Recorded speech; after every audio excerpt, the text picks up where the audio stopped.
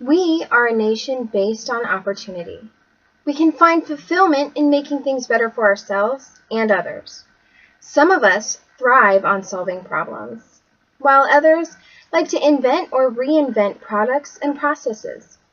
Although we all come from different walks of life, most of us that have had successfully passed the 3rd grade know of the 3 R's: reduce, reuse, and recycle. I'm here to pass on some information that I have learned.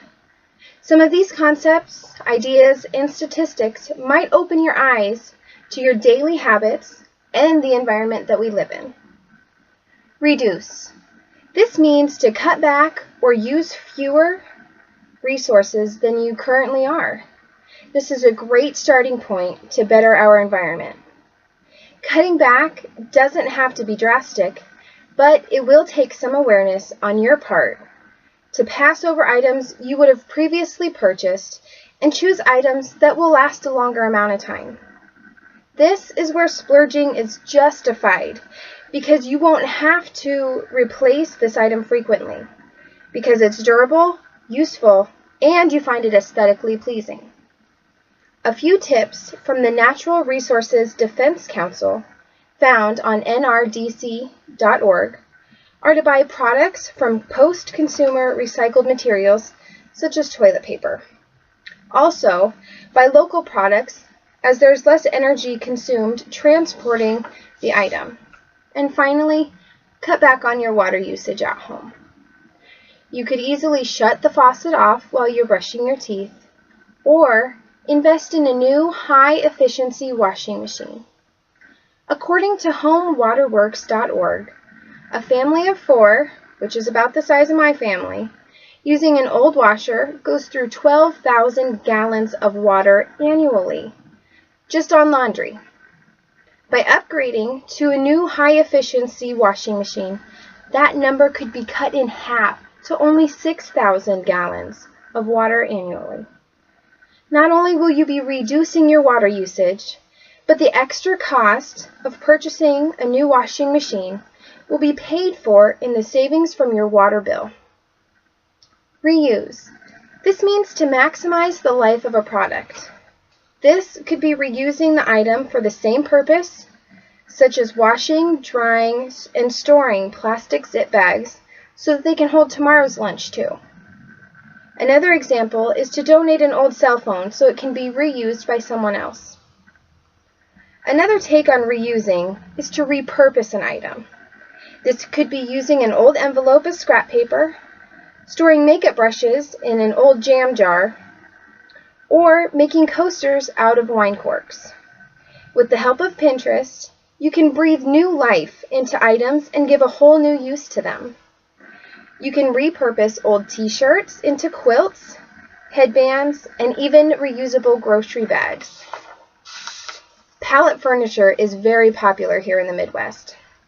That's where you take wooden pallets that are typically free, you take them apart, sand them, stain them, and reassemble them to create new pieces, such as chairs, tables, and even bed frames.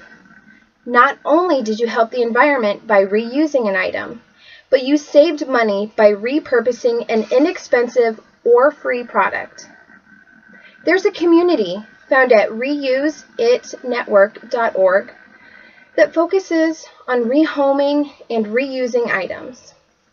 The primary benefit is that it reduces the amount of reusable items that end up in the trash, and the secondary benefit of reducing overall amount of items thrown into landfills. The saying goes, one man's junk is another man's treasure. This resource connects users with others looking to reuse items that are free of charge. Reusing items may be an obligation to some or a creative outlet to others. By reusing and maximizing the life of a product, the ever-growing area of landfill mass will slow, along with any negative effects any garbage, also known as municipal solid waste, has on the land, the water, and air qualities. Recycling is rerouting useful material, like paper, glass, plastic, and metals, from the garbage so that they can be used to make new products. On a local level, there are places to take your recyclable goods, such as a scrapyard for metal products. Grocery stores collect plastic shopping bags, and shredding companies come to businesses and collect bins of discarded paper to shred and recycle. Some of these businesses pay you for your recyclable goods, while others charge for their services. Many of these materials are melted down and reformed or reshaped to create a similar product. They can also be sanitized and reused as is. Recycling reduces the amount of waste sent to landfills. Pollution is reduced or eliminated because the need to collect raw materials is cut down, and recycling helps sustain the environment for future generations to enjoy. Now, I've touched a few times on municipal solid waste, or MSW, and landfills. So here's some facts that I've found from the United States Environmental Protection Agency.